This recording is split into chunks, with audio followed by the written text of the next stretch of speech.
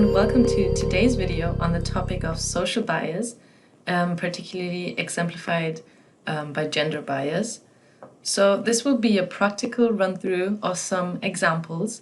If you're interested in learning more about the theory of social and gender bias, we have an academic paper that you can access on our GitHub repository in the folder Learning Resources, in the folder Social Bias. We have our paper uploaded here. So that provides a theoretical overview. And I will focus on some sample texts, which you can see here as well, that have been written particularly to trigger machine translation systems to exhibit a certain gender bias.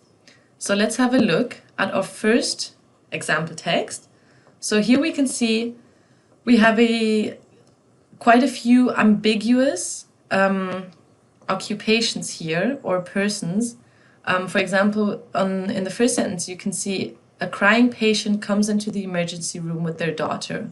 So here, first of all, a patient could either be male or female, and it is not specified.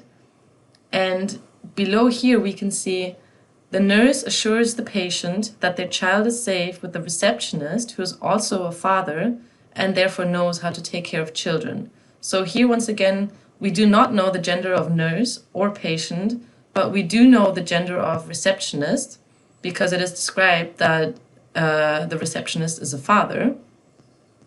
And then below, we can see the patient notices the doctor's long dark hair and long eyelashes.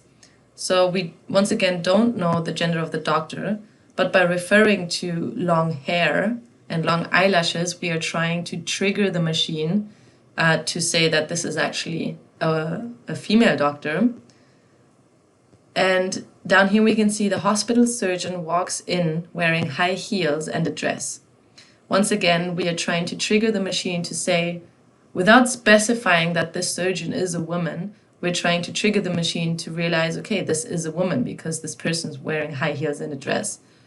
Obviously, also, it could be a man wearing high heels and a dress, but we're trying to trigger this machine translation. So let's have a look at how DeepL translates these. And we can first of all see, in the beginning here, DeepL refers to the patient as a Patientin, so a female patient. But throughout the text, this actually changes. And then here, for example, at one point, it's translated as patient, Patient, so a male patient. So there's already no consistency of the translation of patient. And we can see that the nurse is translated as Krankenschwester, because nurse is a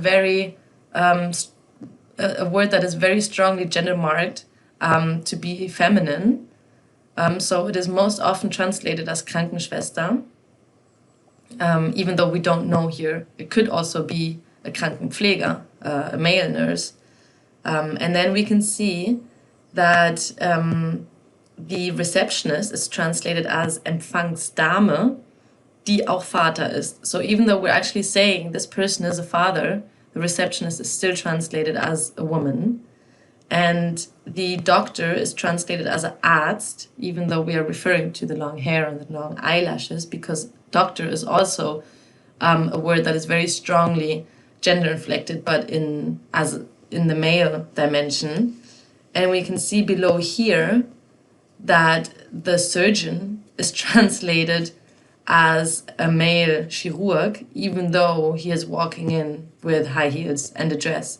So even though we're really trying to trigger the machine translation system by saying, sort of pointing out that this is a woman, surgeon is also so strongly gender inflected in the male dimension that we also get a male translation of surgeon wearing high heels and a dress. So this is how DeepL translates this text. We can also have a look at Google Translate, and we can see here, first of all, the patient is being translated as male.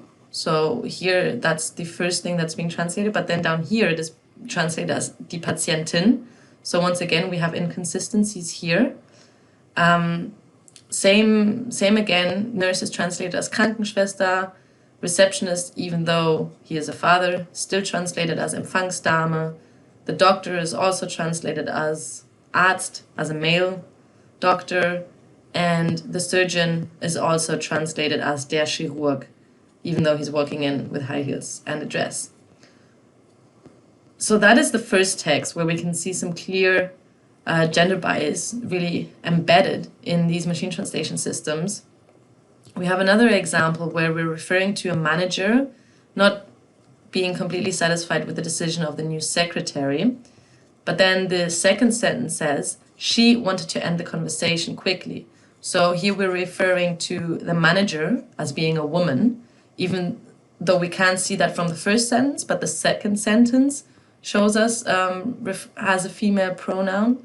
And we also don't know the gender of the secretary, which could be either.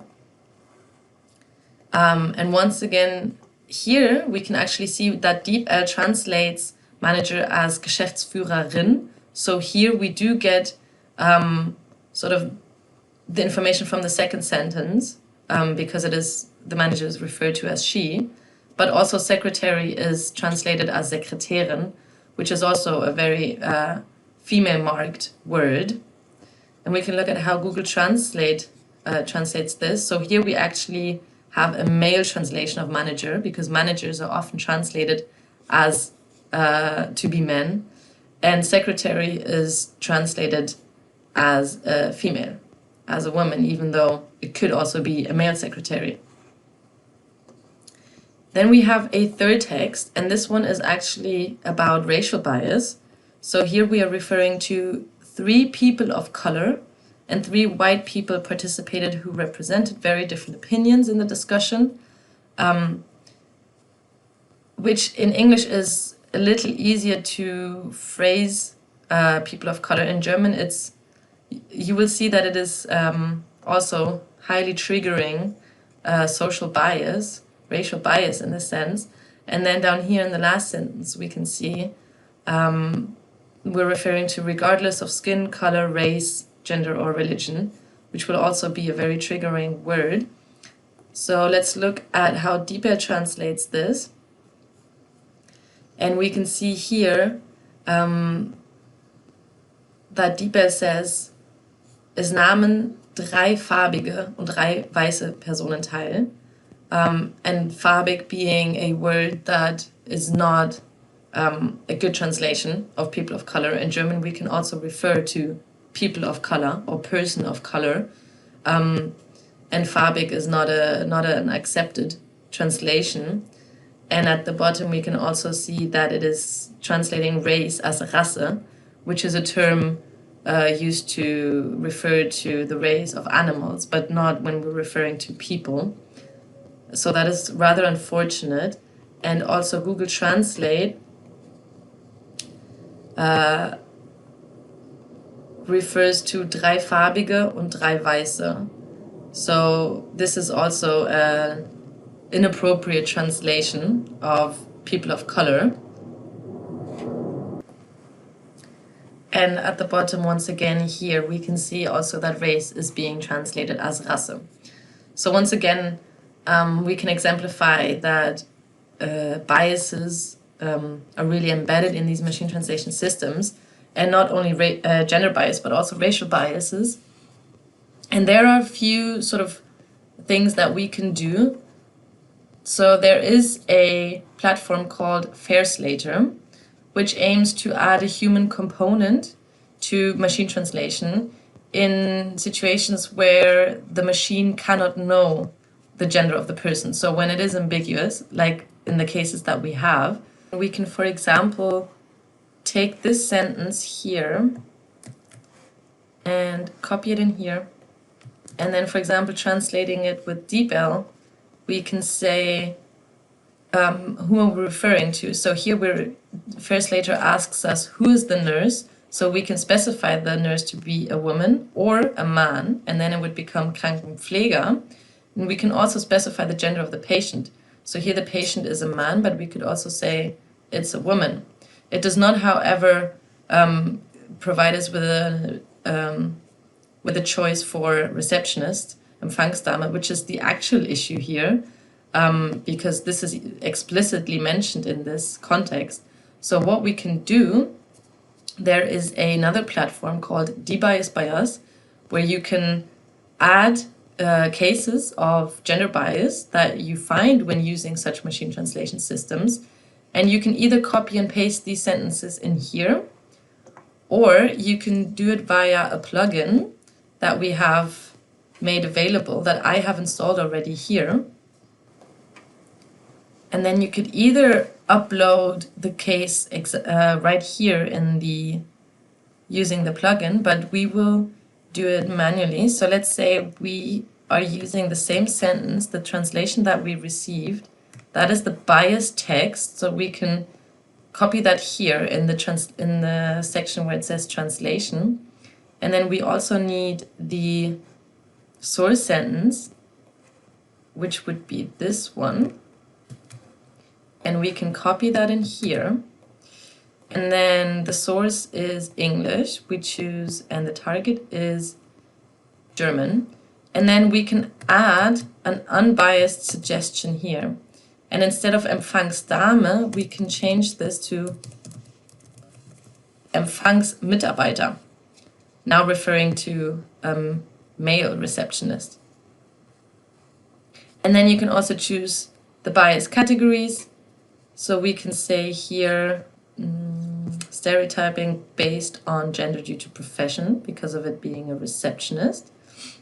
We could also add other comments or other information. We can ask the source website, this was DeBel, and then we can add this, and it has been submitted. And this will have been submitted to the DeBiasByUs database, which aims to collect a lot of these cases to build data sets for different language pairs to help improve machine translation systems.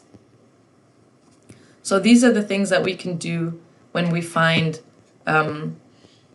examples of gender bias actually when using machine translation systems online, such as DeBel or Google Translate, Microsoft Translator. We can either apply and use Fairslator to manually choose what gender translation would have been the correct one, and we can always add it to the DeBiasByUs website in order to help build this database and help research in the field of gender bias and machine translation. So for further information on this, you're welcome to read this paper on social bias and MT on our GitHub repository.